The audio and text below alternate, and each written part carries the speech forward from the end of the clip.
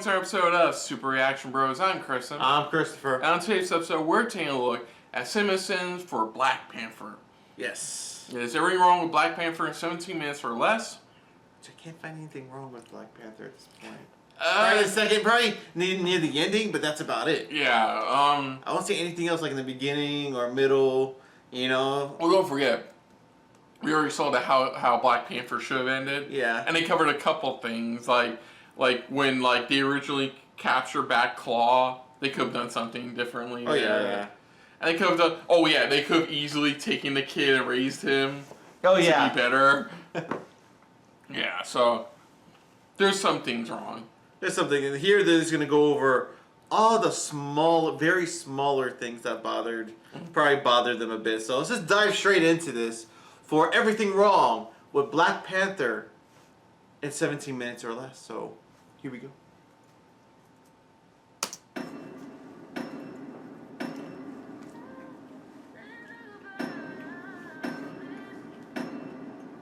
Millions of years ago, a meteorite made of vibranium. Exposition about a meteorite. Meteor's position, exposition, also deceleration. A meteorite made of vibranium struck the continent of Africa, affecting the plant life around it. Yeah, but just the plant life of Africa? I mean, wouldn't a meteorite big enough to affect an entire continent change a lot of things over the world? Until a warrior shaman received a vision from the Panther goddess bust. Ooh, with a what now? Led him to the heart-shaped herb, a plant that granted him superhuman strength, speed, and instincts. This plant is basically Jesus. Jesus! The warrior became king and the first Black Panther. Roll kitties. To keep the legend safe, the Wakandans vowed to hide in plain sight. You know, Wakanda has the same problem as Wonder Woman's Themyscira. You're telling me that before Claw did his heist, not one asshole stumbled upon Wakanda That's by true. accident in all those Don't years bring that up. surrounded by mountains in what looks like a rainforest. But they're still flying things like airplanes, right? These two Grace Jones-looking chicks. Funny joke, but Suri is soon revealed as being in on the whole undercover operation. So why would he continue the subterfuge, even after Njobu knows he's caught? This man, Ulysses Claw, Who looks remarkably the same here as he will in 26 years. Yeah. think that you were the only spy we sent here. To Oakland? Yeah, totally. To the United States? No, I'm not that stupid. Point is, you have been too vague in your question for my answer to matter at all. Yes, it's only 33 seconds of logos, but it's all just one logo, and that's excessive. The tiny nation of Wakanda is mourning the death of its monarch. I know we need the exposition for the people that didn't see Captain America Civil War, but T'Challa's seriously using his incredible technology to watch His opening action sequence is just way too f***ing dark. I can't even call the movie out for bad staging or choppy editing because I literally can't see anything. You ruined my mission. I will be crowned king tomorrow. I wish for you to be there. Wait, Nakia was on an undercover mission to take down a group of human traffickers, and T'Challa f***ed it all up just so she could come to the crowning ceremony? I know it's important, but more Yeah, important she than is busting a group of f***ing human traffickers? Carry yourselves home now and take the boy. What? I realize she herself has to get back to Wakanda for the crowning tomorrow, but our heroes are literally turning to all these just now released prisoners and saying, "F***ing carry yourselves home? There's no further assistance you or Wakanda can provide?" Believe it or not, this glory shot of the landscape with herds of animals running near a body of water is the least overt Lion King That's saying something. My little sister came to see me off before I'll be dead. Do siblings immediately identify each other as siblings anywhere else other than the movies? It's true. If something works doesn't mean that it cannot be improved. My dick in a nutshell. Dude. His brilliant sister or not, Shuri just flipped off the current prince and future king.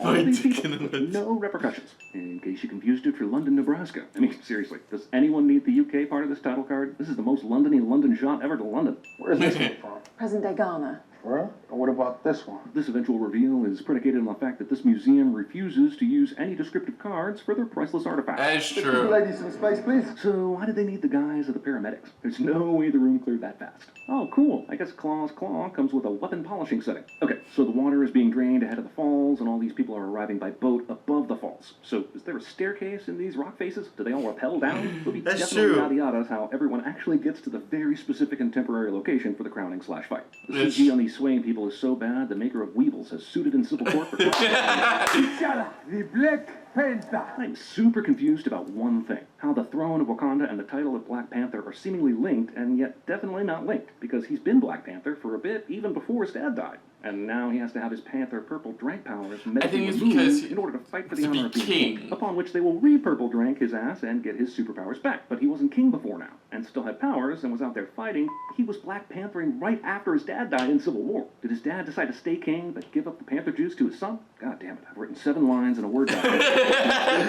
He's Questioning my sanity and whether or not I'm the only one asking these questions.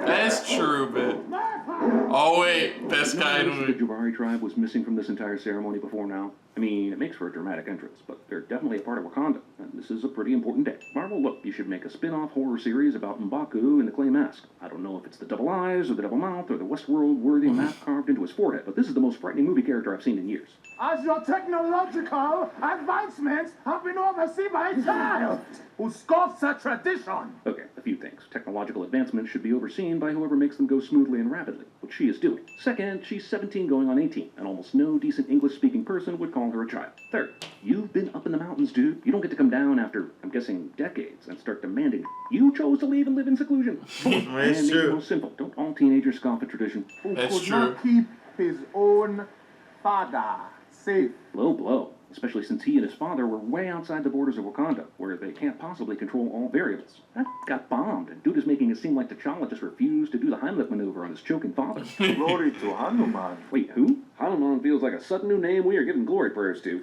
Where is your God now? The M'Baku had some great trash talk before the fight, but what the hell does this have to do with anything? Character is close to death, but is able to come back because of an inspirational... Shout out for the audience cliche. Don't make me kill you. Now I'd rather die. What the hell is T'Challa's plan here? If M'Baku doesn't yield, his ass is definitely going over the falls too. Even though he was just gored with a super heavy spear, T'Challa's chest wound isn't bleeding at all, because we don't want to obscure those beautiful abs, right? Wakanda forever. And so begins the most annoying request of death. That makes no scurry. T'Challa has to undergo the Purple Heart Flower ceremony in order to receive the Black Panther powers that he had prior to this, but apparently had to give up after his dad died until he was officially elected king or some... Point is, they half-assed this from the get-go. Damn, this is a f***ing MCU movie, right? So why are the effects often so lacking? They couldn't afford those wet assholes that did the Jungle Book? I know T'Challa has... That's Yeah, true. The true. CG effects were the Nobody biggest even looks at the King of downside. Wakanda as he walks down a busy street, let alone asks for a selfie. Glory to past. She's still growing. Rhino shadowing. My king, my love. Damn, this movie has a lot of expositional greetings. And this movie does enjoy spending lots of its time gee-whizzing at itself. And what are these? The real question is, what are those? Sharif the Fucking best. Ah, gets it off. Teeth of the necklace. Man, I love this Q-style tech introduction of the gadgets as much as anyone. But the use of Vibranium totally bypasses explanation of how all of this shit That's is developed. true. Like, it's basically, this is the greatest tech ever invented. Yeah, but Vibranium forever. The nanites absorb the kinetic energy and hold it in place for redistribution. But really only in this movie. You'll see it in Infinity War, but only in the wide shots for some reason. Just whip it back and forth. You probably could have saved a lot of money by bypassing Lupita Nyong'o in favor of Willow Smith for this role. As Damn. Americans. I know Nakia's a badass spy and all that, but how the can she tell that all three are Americans just by looking at them from across the casino? What I'm doing or not doing on behalf of the U.S. government is none of your concern. I like Martin Freeman a lot. I even have a John Watson and a Bilbo Baggins poster up in my bedroom. But could they really not get an actual American actor to play the one American that's prominently featured in the That's movie? true, And I but keep Mark it on Freeman's the still a good wraps that actor. The king of a third world country runs around in a bulletproof catsuit. Despite speaking in somewhat hushed tones, this super sensitive conversation is easily hearable by anyone nearby. The king of Wakanda is here. Ross is a seasoned veteran of the CIA, but he seriously still talks into his sleeve when communicating with his team. In case we didn't have enough clues about what an evil prick claw is, he doubles down on the parade of villainous Yeah. trope. You got a mixtape coming out? Actually, there is one. Yeah, I'll send you the SoundCloud link if you like. Don't forget to catch me on my Insta too, and check out my Etsy. Right, how the hell does useless henchman number 4 know who Okoye is? Even if they're getting set up, it's not like they know exactly with T'Challa. Claw fires 3 rounds directly into the bulletproof suitcase instead of aiming literally anywhere else. This casino fight is rad, punctuated by this glorious one-shot up and back down, then back up again. One single panning action. shot. Yeah. Bravo, movie. Yeah, That's a good scene. scene. It's a good Man, good thing shot. Claw was out of bullets there, or T'Challa would have totally wasted that bulletproof suit he's not currently wearing. Wait, which side of the road is it? For God's sake, just try. Yeah, but that's very important information, and it takes much less time to just say You're right. Keep going. Look, I know it's a preposterous superhero movie, but seriously, this works. What the hell is this dude? The bullets can't penetrate the car, but they can totally penetrate the obvious Okoye on top. I know! This is the part where this Black Panther movie officially turned into a Bugs Bunny cartoon. Don't hurt me. No more. Of all the songs to have Claw sing while in custody so that we know he's crazy, you guys went with this one? Shepherds, textiles, cool outfits. It's all a front. Does T'Challa really need the secret communications device? I mean, they have a one-way mirror in this interrogation room, so why wouldn't they also be able to hear what they're saying? It powers their city, their tech, their weapons. Claw helpfully exposits this information to Ross, even though he has no incentive to do so except for getting more screen time. Hey, you really can't blame Andy Serkis for milking it there. At least he gets to show his actual face for once. Despite his injuries and taking off the mask, T'Challa impressively pulls off a flawless zoom and enhance cliche. Even though they just relentlessly pursued Claw throughout the entire city of Busan, I guess they'll just let him go here, along with the people that own the weapon and kicked T'Challa's ass a second ago. But it's Ross that's dying. Why the hell would Okoye say this? Why? Give me a Kimoya. That's true. This will stabilize him for now. Yeah, I'll just stick my who's what into his whatchamacallit, something Vibranium. Give him to us. We can save him. And so the CIA people just said, Okay, yeah. Taken back for healing to what they truly believe is a third world country. This man is a foreign intelligence operative. How do we justify bringing him into our borders? This is an excellent point. They haven't let anyone into Wakanda for centuries, but they have to get Ross back there or he'll die. It's not like they're inviting some random asshole that won't tell anyone. This motherfucker's in the CIA. 30 years your father was in power and did nothing. With you, I thought it'd be different. But T'Challa's only been king for like 2 Thank you! years. I didn't get that part. Chasing Claw. Give him a fucking break, man. He drew his weapon on me.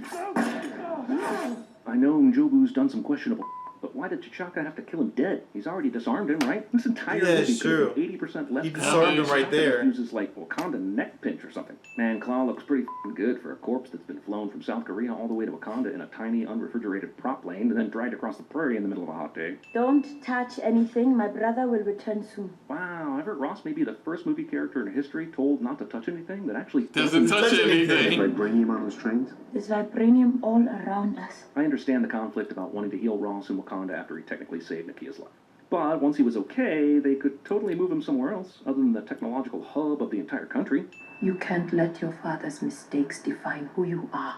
Thing my kids will be chanting at themselves into the mirror. But also, he can, and he should, and he does, because he lets his father's mistakes eventually help define T'Challa himself as a better king, more open to the world and giving aid. His father's mistakes directly led to who he becomes and how he defines himself. Only reason I don't kill you where you stand is because I know who you are. Is that really the only reason? Like, why is Eric even really in trouble? He's got a Wakandan tattoo, so he's not trespassing. Sure, he's a little disrespectful, but that's hardly worthy of a death sentence. I found my daddy with Panther claws in his chest. Record scratch?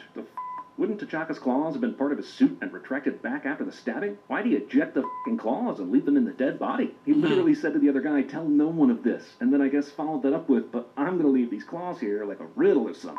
Yeah! I'm exercising my blood right. The challenge for the mantles of King and Black Panther.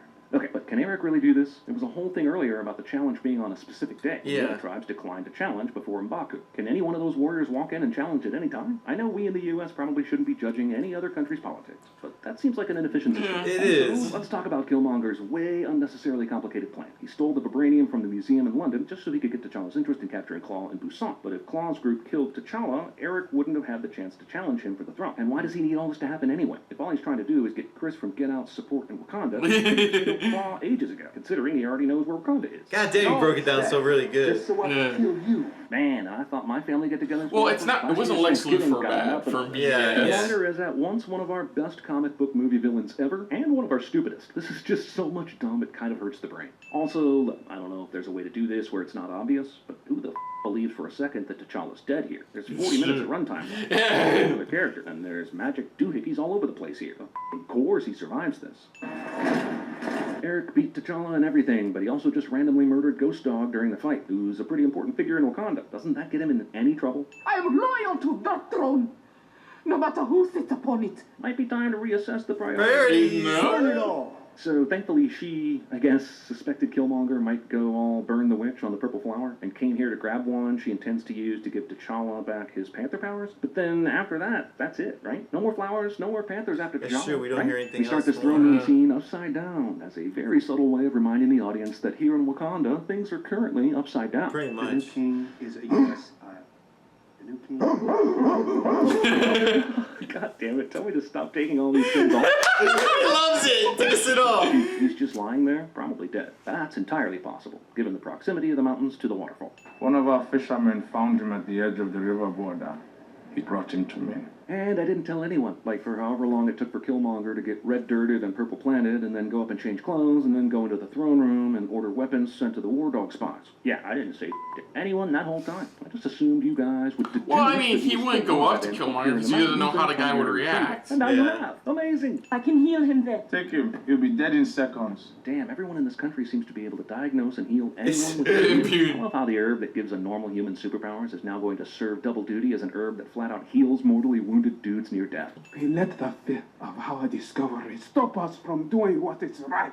This is the same realization Chris and I had just before starting cinema. We will not help you. Character insists they won't do a thing only to change their mind off screen in a few minutes of movie time and do that very thing cliche. You know, they made it seem like Shuri ran this entire country's tech during the whole movie, and Baku even called her out in the first challenge. So how are they able to put this massive effort of the weapons distribution together without That is All that true. challenge is over with. I'm the king now. Get those blades in the air. But everyone can see T'Challa, right? And everyone knows the challenge rules. So why is everyone doing what Killmonger said? They can't wait for T'Challa to walk across the field. Yeah. Wakanda. Well, the guard realized about that. Killmonger and his killing boner for T'Challa. But now that he sees he's clearly still alive, he tells W'Kabi to do it.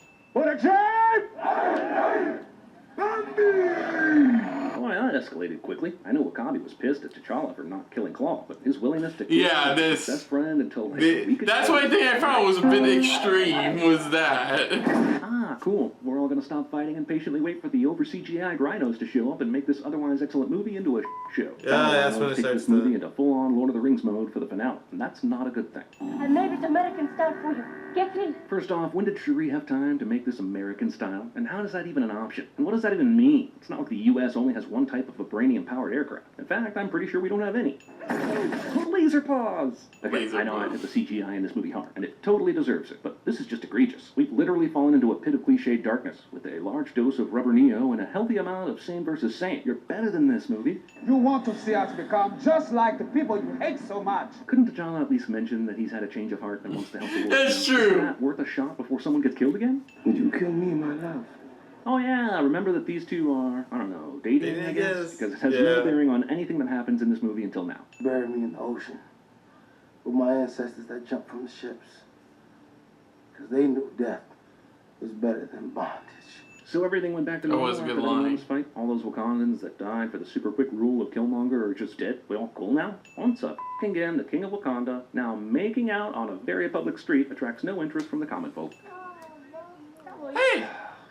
Bucky. Fucking Bucky. Anyway. Dusty. Ah! Claw. It's becoming a claw! Look at me. Everybody dies. Not every man really lives. Is he breathing?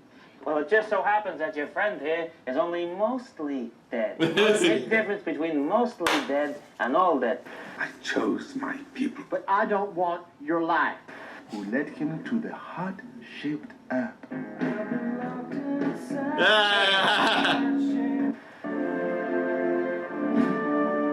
I was wondering what would break first. Your spirit or your body? Oh. Body love, baby, don't hurt me. Your arm's off. No, it isn't. Well, what's that then? They brought up some really good points. Yeah, They broke it down. his friend taking it to the extreme with Killmonger. It's like just because he couldn't kill Claw. The whole ritual ceremony thing was usually the best part about this video. It's like, God damn, I've heard like 4 goddamn lines about this on a Word document about this thing, or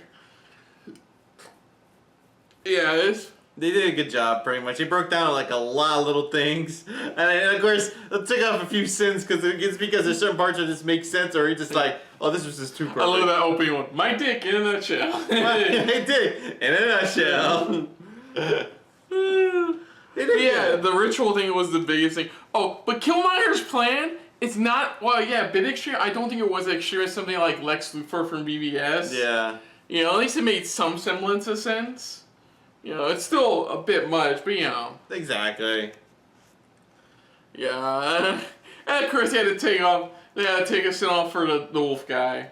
Oh yeah, come on, they're just like, this guy is too much. Yeah. Oh, that was pretty good. And yeah, for the most part, talking about everything else we've done. I guess there was no sins for that ending shot. I guess not, yeah. I guess not. There was no ending for that. Or even the part where they bring up the, what was it?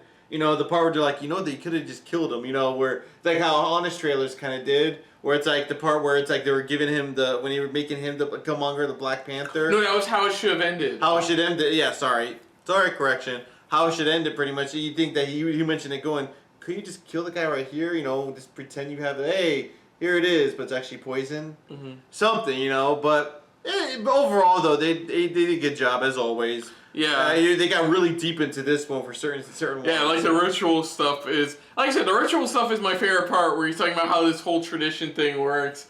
That was my favorite part. I think that's the longest I've ever seen him rant about this one sin. So other than that, if you need a channel, you can hit the like button if you want to talk some more about stuff like this. Comment down below if you want to share us around, share it around. And if you like us just a little bit more than anybody else when it comes to talking about some cinema sins, hit the subscribe button down below and hit that bell icon as well. Let us know what you guys thought of this cinema sins, pretty much. If you think they may have missed some stuff, or they should have added some stuff from, you know, what we saw from either Honest Trailers or even how it should have ended. Let us know in the comments down below. Just, you know, overall thoughts on it, pretty much, of what you thought, if they did a good job or anything like that. Just put down your thoughts below. Put down what you thought of our reaction overall, but most importantly, thank you for watching. So until next time, I'm Kristen. I'm Christopher. This has been a very Black Panther-filled episode of SRB. See ya. Later. Hey guys, thanks for watching. If you want to check out our previous reactions, as well as our other shows, click the playlist down below. And if you want to check us out in the social universe, you can check us out on Twitter, as well as Stardust, @SuperReactBros.